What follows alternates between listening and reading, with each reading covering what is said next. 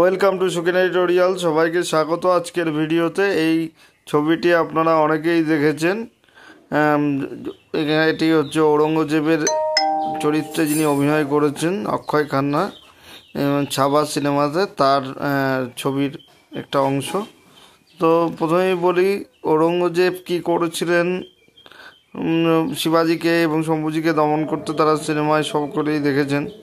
কিন্তু ঔরঙ্গজেব ব্যক্তিগত জীবনে ক্রূর যাই হয়ে থাকুন না কেন, বা তিনি শত্রুদের সঙ্গে যাই ব্যবহার করে থাকুন না কেন, তিনি রাজনৈতিক ব্যক্তিত্ব হিসাবে খুবই ধুরন্ধর ব্যক্তি ছিলেন, এ কথা বলা যায় না।